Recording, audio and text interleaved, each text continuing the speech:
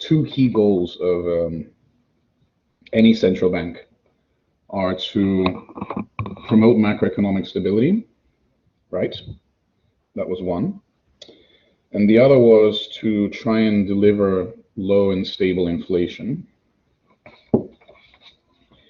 And with regards to the second one, we came up, what we were talking about last week. Last week we were talking about what's known as the time consistency problem. Remember that? And that was the idea that it may be the case that even if we all agree on what it is that the Fed central bank should do, there may be some policy goals that may be something that we would like to happen, not desirable, but which are unfortunately not necessarily feasible. So the time consistency problem in particular is the idea that you may want to do something, you may even say that you want to do something, but then when push comes to shove and you actually have to make a decision about it, your incentives are against that. So when we talk about time consistency in general, what we mean is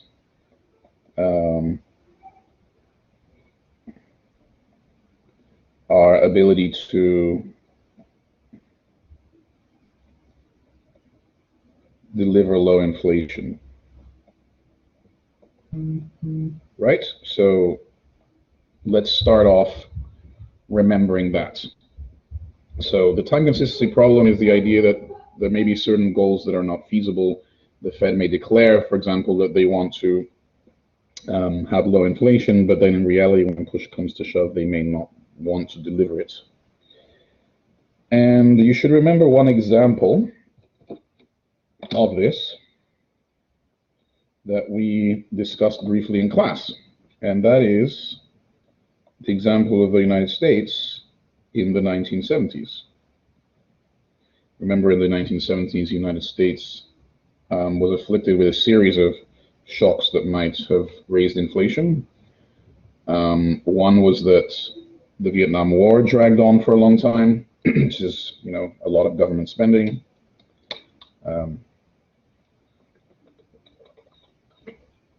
There were the oil shocks.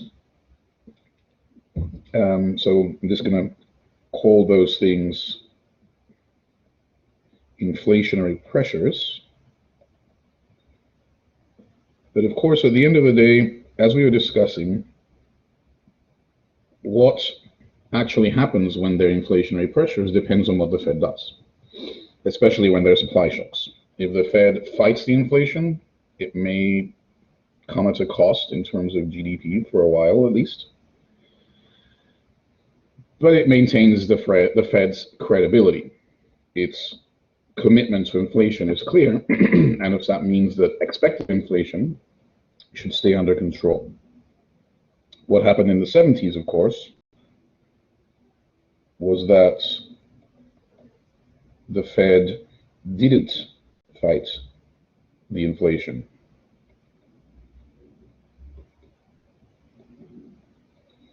And it's worth remembering the factors why they didn't fight the inflation. I think I mentioned that the chairperson of the Fed at that time, I think his name was Burns, was a close friend or a close associate, I guess, of the then President of the United States, Richard Nixon. And Nixon was running for re-election. So what did the Fed do, given that the Fed was a very close associate of the president, is that instead of fighting inflation, Well, if they had done that, what would have happened?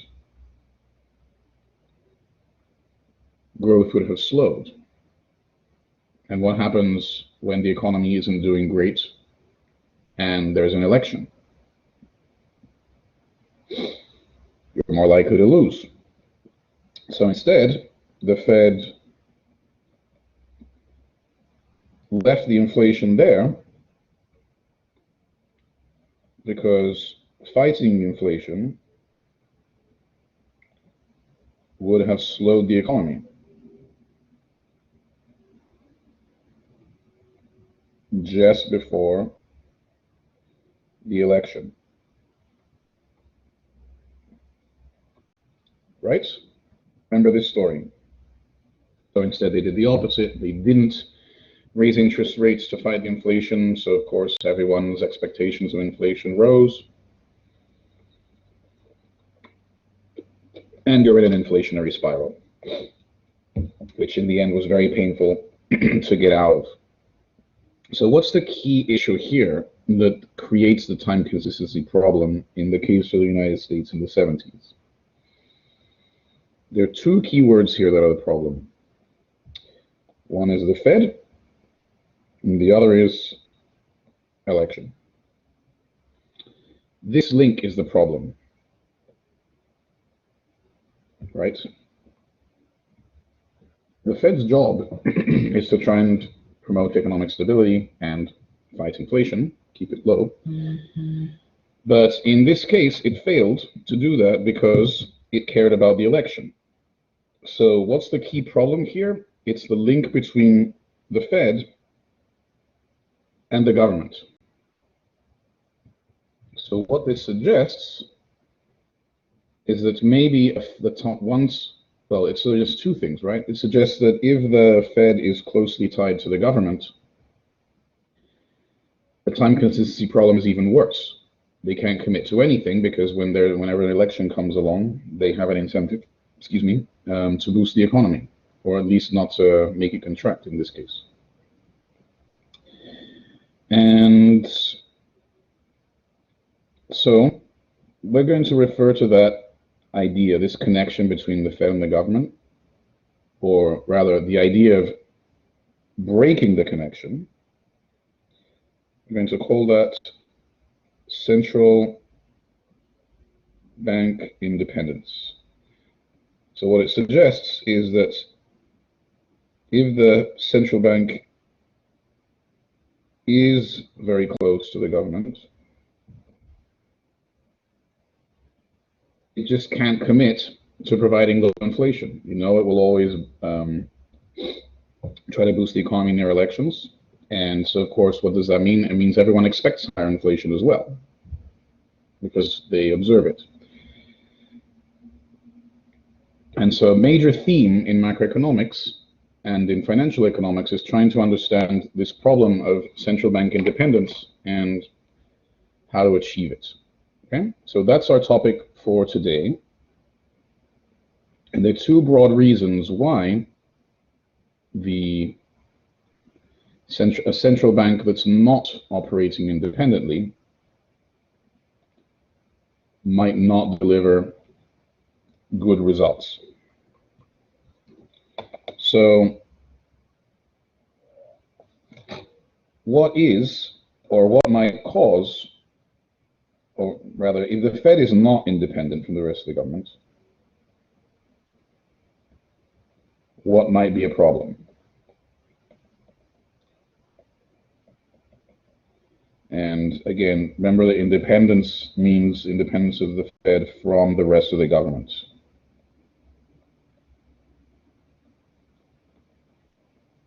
So one reason is the one we just discussed, right? The idea that around elections, the Fed has an incentive, around elections, government officials have an incentive to pressure the Fed to try and help their election chances. And that's referred to as the political business cycle.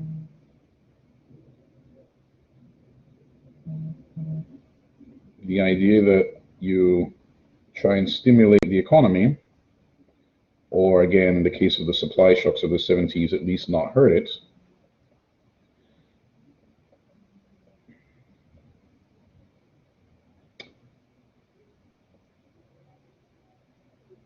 In terms of growth and jobs, specifically, right? Those are the specific aspects of the economy that people care about that seems to influence their voting near elections. So there was aside from the 70s, there was a particularly visible example of politicians pressuring the Fed to do something before elections. I don't know if you remember, in I think 2019, so the year before election, or early 2020, I forget exactly when it was, but there was a series of tweets directed by the former president towards the Fed, saying a bunch of things like the Fed should be brave and should adopt negative interest rates. And these tweets continued for a while. Now, the Fed didn't do anything, actually, so that suggests they're fairly independent. But there was a lot of public pressure on them from the president, an elected official, not long before an election, about a year before the election, to stimulate the economy and to do something that's never been done in the United States, which is negative interest rates. Someone wrote, has the Fed ever adopted negative interest rates? No, not to my knowledge. Not certainly, no, never. Good question. I think I was just answering as you asked the question, so there you go. So this is one concern, one reason why independence might be important. There's another one, which I'm going to refer to as monetizing the debt. So suppose I'm the government and I borrowed, I don't know, $26 trillion, which I think is roughly the United States debt, although it's going up so fast that I don't know what it is anymore. Let's call it $26 trillion.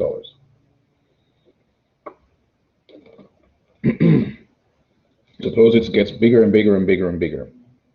What would I like to happen that would make my debt go away, or at least be easier to manage? Let's see, someone wrote something in the chat. I would like inflation indeed. Right. If I owe a lot, I would like some, I'm going to leave a gap here, inflation. Now, why did I leave a gap there? Remember, inflation does different things to different borrowers. If there is high expected inflation, that means interest rates rise. So any new debt that I take on is going to be in higher interest rates. So I don't necessarily like that. But if inflation is a surprise, then what does it do? In other words, it's unexpected by the people who lent to me. Then the value of my outstanding debt goes down, and the value of the real interest rates that I pay goes down. So if I am a borrower, I would like surprise inflation. And of course, the Fed has the power to do that. I would like the Fed. Notice this political business cycle has to do with economies that have elections. Monetizing the debt applies to all governments. I would like the Fed to create some inflation. Now, how does the Fed create inflation? Well, they can lower rates. In order to lower rates, what does the Fed always have to do? it has to buy a bunch of assets, and in so doing, create new money, or because when it buys the assets, it has to pay. It has to pay either in cash or in new reserves. That's monetary base. And of course, it's buying the debt at the same time that it's creating these reserves, right? It's buying the debt from the government and paying it with new reserves. It's basically printing money. It's equivalent to printing money and giving it to the Fed. Sorry, it's equivalent to the Fed printing money and giving it to the government, right? The government issues bonds, the Fed just buys them and increases the monetary base, and it's as though the Fed had just printed money and given it to the government to do two things. One, pay its bills, and two, by creating inflation, it's reducing the burden of the government debt. So this situation is also sometimes referred to as a soft default. A hard default is when the government just stops paying its bills, right, and defaults on its debt. A soft default is soft because what's happening here is more or less the same thing. If the government is able to persuade the Fed to create this surprise inflation, then it's the same thing as saying that it was going to pay back some debt. Instead, it does pay it back in nominal terms, but the real value of it is far smaller. So again, it's kind of like a default if it's able to persuade it. And so the idea here is an independent central bank would be able to resist pressures from either of these two orders. But if the bank is closely tied, if the central bank is closely tied to the rest of the government, especially in the extreme case if the central bank is not separate from the government, then they have an incentive to, well, then they cannot commit to delivering low inflation, because in either of these situations they'll be under pressure to do the opposite. Right? Now, the next thing is that so we have a prediction here, right, which is that central bank independence may be related to higher inflation. So I guess one thing that we still haven't tackled, which we'll get to next, I guess last, more or less, is the question of what is independence? Like, how would we implement it? And actually, an almost equivalent question is, how could we measure it? Why do we want to measure it? We might want to measure it to see if these predictions that we were just making hold. And actually, there are three predictions. One, expected inflation is related to higher inflation on average. Sorry, did I say the opposite? I said the opposite, didn't I? High independence should be related to low inflation. So the more independent central bank should be doing a better job of keeping inflation low because they're more credible. Second, remember that the inflation that the dependent Fed would create ideally to best help the government should be a surprise, right? So you wouldn't just expect to see higher average inflation in such places. You might also expect to see a higher variability of inflation. Actually, 4 predictions.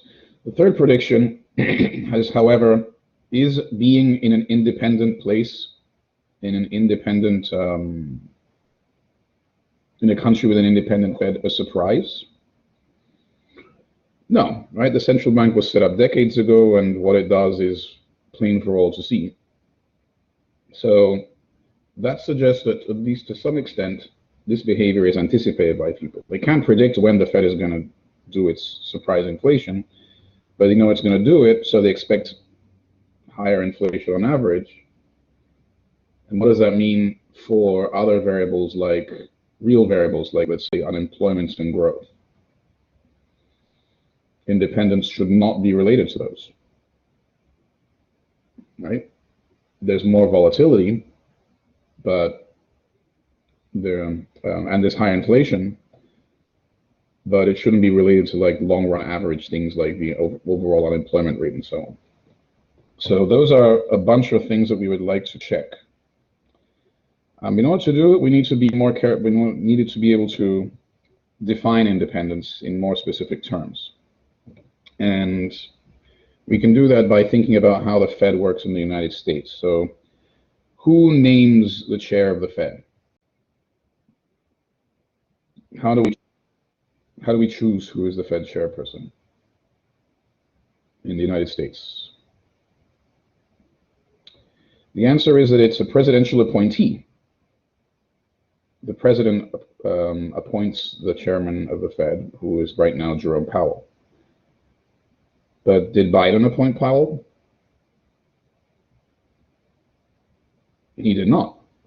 Powell is from the previous president. So in that sense, Powell is independent of the current administration. He's not entirely independent from the previous one since he was named.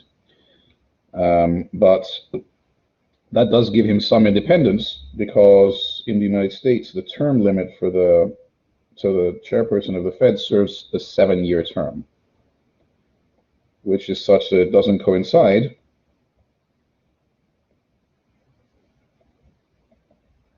with, I guess, what we could call the political cycle. So presidents tend to have a Fed chairperson that they didn't choose. Very often the Fed chairperson actually repeats and stays for a second term. So then a president could have a Fed chairperson that was, nominated three presidents ago. That would give them some independence. So one way of measuring independence is, how is the leadership of the Fed chosen? Like, does the president choose everyone who makes policy decisions? Or in the United States, it's just a few key people, not the whole group. Also in the United States, there's this quirk, which is that there is no Federal Reserve Bank. There is a Federal Reserve System made up of the Board of Governors, which is in DC, and the regional Feds. There are, blanking, there's like 12 of them, or 14, I forget. Anyway, so it's decentralized. You can put that as another way of measuring it, decentralization of decision power.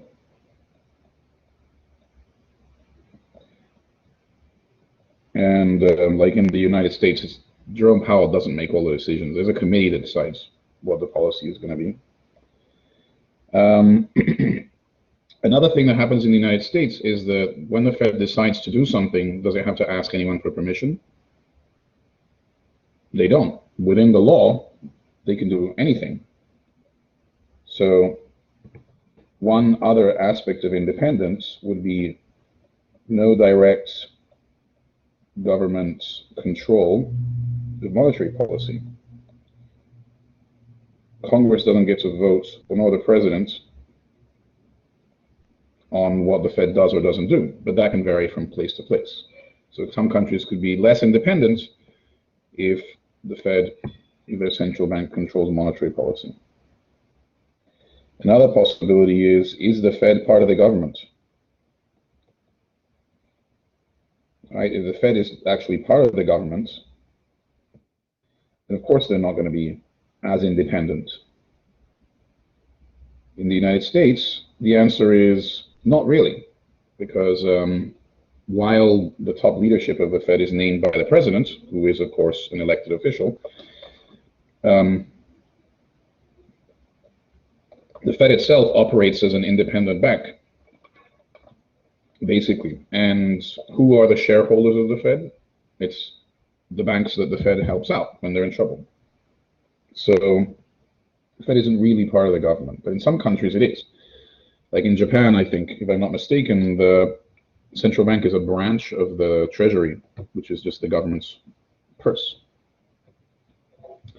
So since all of these are things we can measure, all this suggests that our wish to be able to measure independence and check our hypothesis will come true. It is possible to measure central bank independence.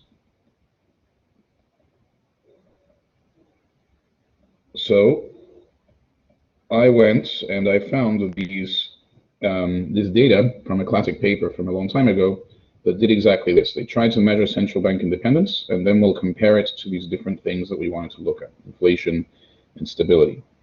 Okay? Now, there is one caveat, which is that we may not want to measure central bank independence for all countries. We probably want to focus on countries that are wealthy and stable. Why? Well, so that we know that central bank independence is not overwhelmed by other problems that the country may have. Let me give you an example of what we probably don't want to focus on if we're going to measure independence and see if it's related to things like inflation.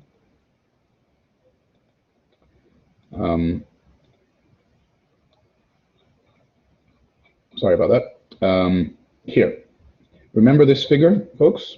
Great hyperinflations of the 20th century. What did we do in this figure? This is a figure where we were, oops, sorry, I'm having trouble here.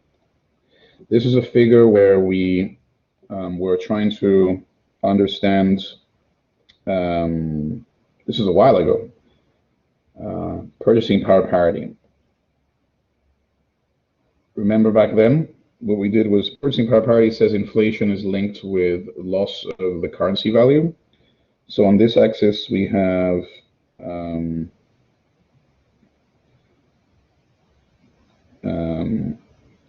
oh dear, this is supposed to be writing on it. I don't know why it's not working. Let me try again. No, it's not letting me write. Now that's annoying.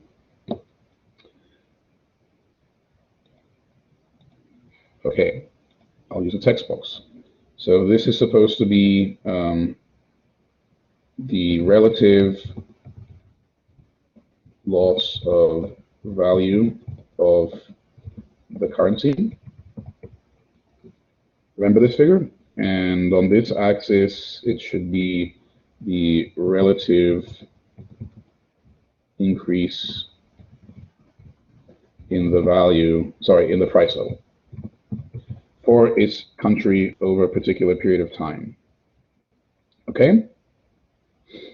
And if you look, the inflation numbers for these countries are just off the scale, right? They're like millions of percent. And if you look at the dates, you'll realize that, of course, these were not just periods of hyperinflation. There were lots of other things going wrong at the same time. Like what was going on in nationalist China in the late 40s. It was a civil war, right? What happened in Germany 22 to 23? They'd just come out of the First World War. Serbia 92, 94. The civil war, and so on, right? So many of these are related to wars, Nicaragua as well. Not all of them are, though. Some of them are just bad economic management of different kinds, or maybe other problems. Georgia, Ukraine, that was the collapse of the Soviet Union. So here's Peru in 1988, 1990. I was there, so growing up. So I got to enjoy the wonders of having 8,000% inflation one year, which is pretty wild and completely destroys the economy because, again, you don't want to hold on to money. You don't even want to use money because while it's in your wallet, it's losing value. It was pretty crazy. People used to, well, if the money is losing value, what do you want to do with it? You want to go and buy something as soon as possible, something that's going to keep its value over time, rather than the money. And one strange thing that people were using as a store of value back then when we were experiencing our Peruvian 8,000% inflation, I see, was, well, I'll show you in a second, but here's an example. This is a 5 million Inti note from when I left Peru, actually from slightly later. We used to have a currency called the sol, which means the sun, and then there was hyperinflation, so it became worth nothing, so they introduced a new currency that was called the Inti, which just means sun in Quechua, and then there was so much inflation it became worthless, and then they introduced the current currency, which is called the new sol, which was the same as an Inti but with 6 zeros taken off. So that's the kind of mess that really high inflation can cause. But again, there's so much else going on, so that we don't want to focus on these countries. Things got so bad that this is an example of one of the things we were using as a store of value. Leather furniture. How come? Well, leather furniture turns out to be nice. It's durable, right, if you treat it well. But in Peru, we have a lot of tourists. So leather furniture was something tourists would like to take home with them because the designs are unique to Peru. And so it turns out these things are fairly liquid.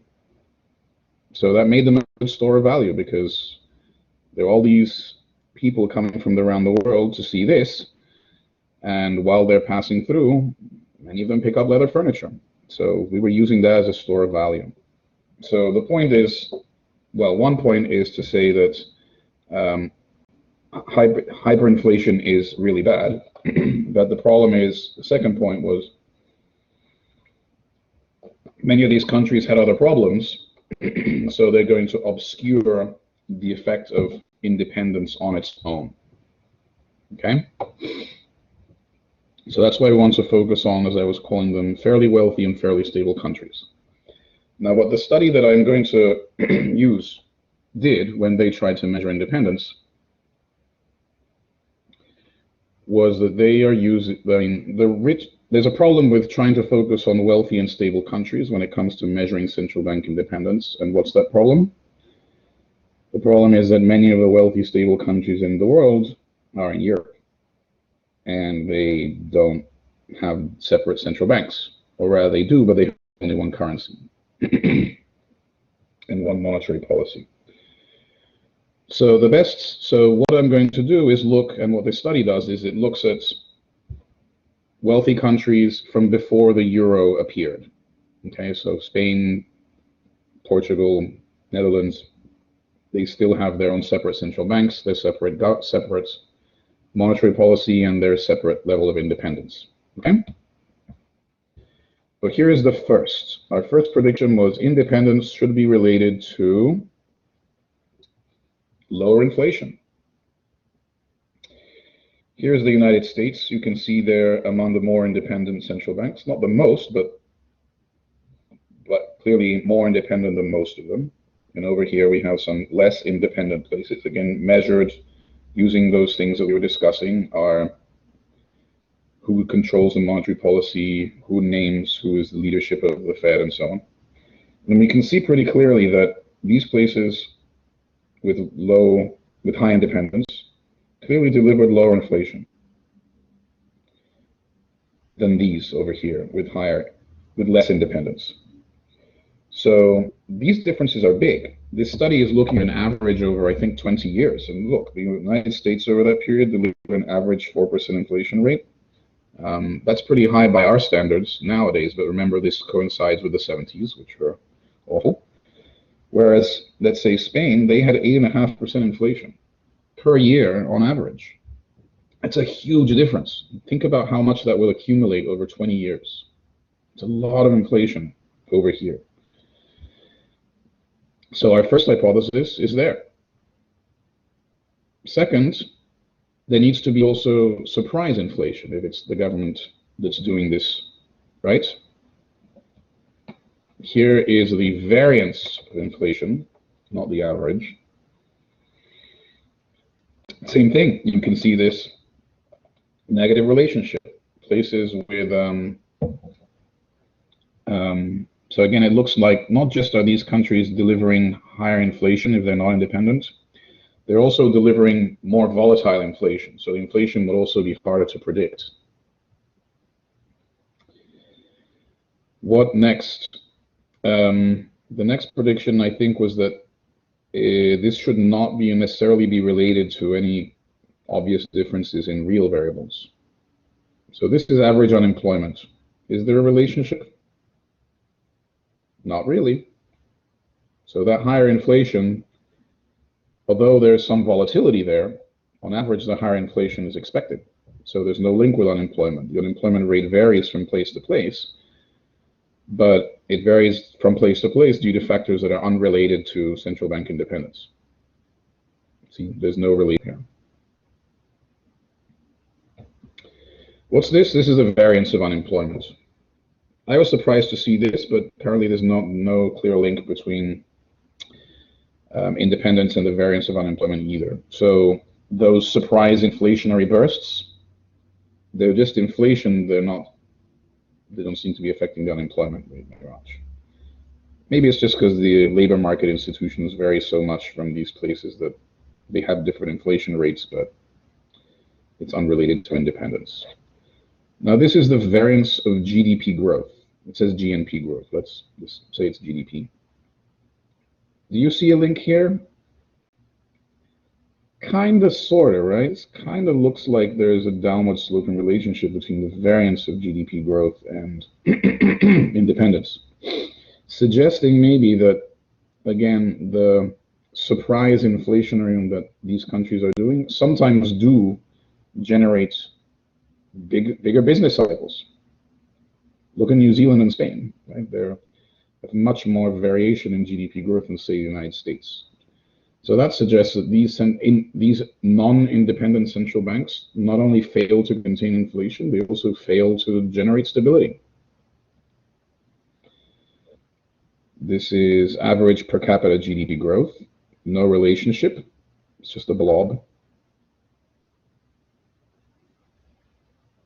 And this is the average real interest rate. So again, it's a real variable.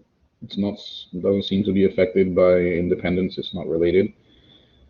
But this is a variance of the real interest rate. Here again, that seems to be the variance of the real interest rate seems much higher in the low independence countries. So once again, some indication that these non-independent central banks don't deliver stability either. Finally, this is one last picture that I wanted to show you. This is not from that study. This is one I put together myself. On the bottom axis, you have independence as before, and on the vertical axis, it's GDP per capita from 1998, which is about the end of their study. And notice there is a link. So there's no link to growth, unemployment, and so on, but the countries with independent central banks are generally wealthier than the countries without independent central banks. So even though over this period they're not related to growth, which is how fast you're increasing, it does seem to be related to the levels, which is just how much do you start with in the first place. So I'm not sure if this is causal, I can't say, but I did think it was interesting to note that these countries that have this high inflation, they are not, it's linked to them not being as well off as well. So not being an independent central bank doesn't seem to buy you anything. It doesn't buy you higher GDP growth, doesn't buy you faster growth, and it just gives you higher inflation and more volatility. That's what it seems anyway. So, so that's what I wanted to talk to you about. So to sum up, this time consistency problem, which affects your ability to deliver low inflation, seems to be, if you think about it, related to how close are the ties between the government and the Fed. This is something that we can actually measure, which we did, and we found that it was related to the kinds of things that we expected it to be related to. Most importantly, independence is related to lower average inflation. And again, it's also related to lower volatility of inflation. When it comes to real variables like the real interest rates, the real interest rates, growth rates, or unemployment rates, independence doesn't seem to be related to them. On the other hand, when it comes to the volatility of real variables, not so much unemployment, but for growth and real interest rates, we do see that the fluctuations are greater where central bank independence is lacking. Okay? So all this is consistent with the theories that we were talking about just now, and it's a bit depressing in a way, because it means that all of the monetary policy advice that economists could possibly give, to the extent that the central bank is independent, that's useful. But to the extent that central banks are not independent, it's not helpful, because the central bank is just going to do whatever political pressures indicate is convenient at the time. And so it means also that the economic stability that the Fed is able to deliver in the form of low inflation or just smaller fluctuations in output, ultimately, of course, they have to exercise good judgment or adopt good rules, but their ability to deliver is conditioned on how was the central bank set up in the first place 100 years ago when they put it together. Did they set it up so that it was relatively independent? If they did, then they'll probably tend to do a good job. Tend to. If they didn't, then the central bank is just not going to be able to function that well. Let's get going.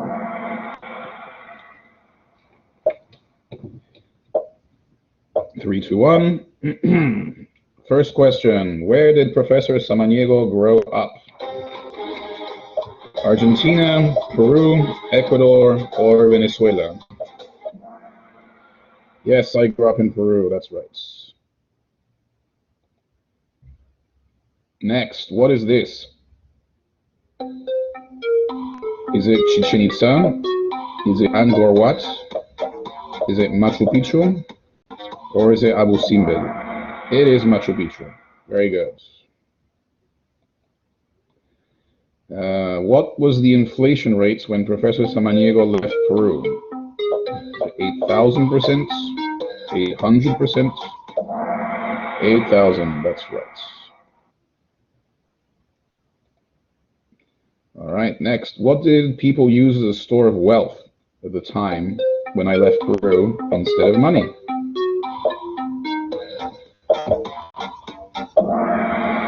It was leather furniture. Okay. True or false? High inflation promotes economic growth. It doesn't. That's right. It promotes economic damage. True or false? The United States has never experienced hyperinflation. It is false. That's right. Especially after the Civil War in the South.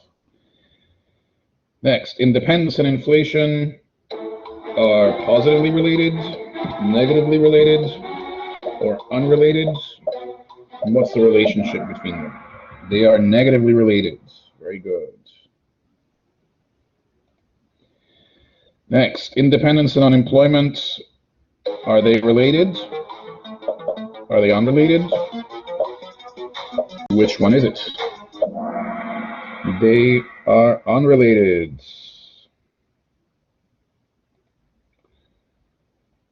Independence and economic growth, are they related or are they not related? According to the pictures that we saw, they are unrelated. There's higher GDP, but not faster growth. All right, next. Independence and macroeconomic stability, are they related? Are they unrelated? That's Right. More independence seems to be related with more stable real variables. 11. Independence is related to a high level of GDP per person. True or false? It is true. That was the last figure that I showed you. Next, is the Fed independent relative to the other countries we saw?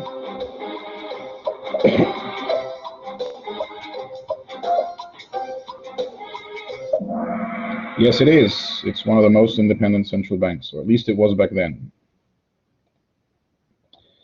13. If you believe the Fed has become less independent, what should you do?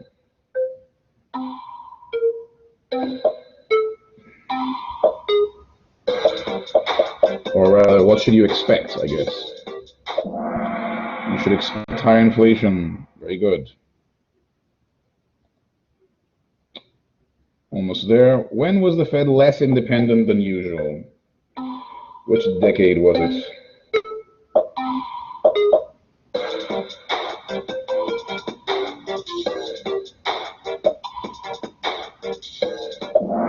It was the 1970s. The 80s, they were very independent. 15. What problem is made worse by lack of independence? Is it time consistency? Lucas critique? Climate change? Time consistency, very good. And what should we expect before elections if the central bank isn't independent?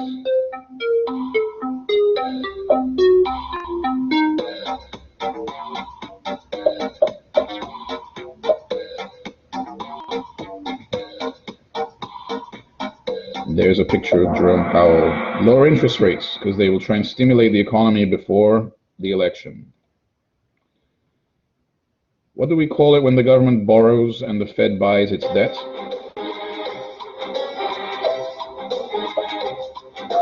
This was the heading on the second slide.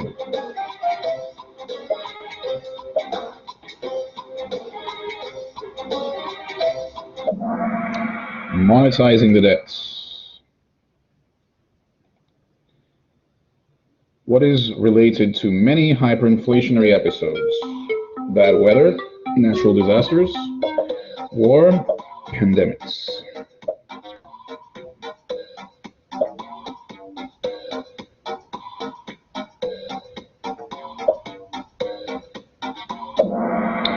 That's right, it's war. Next question. Are all hyperinflationary episodes related to war?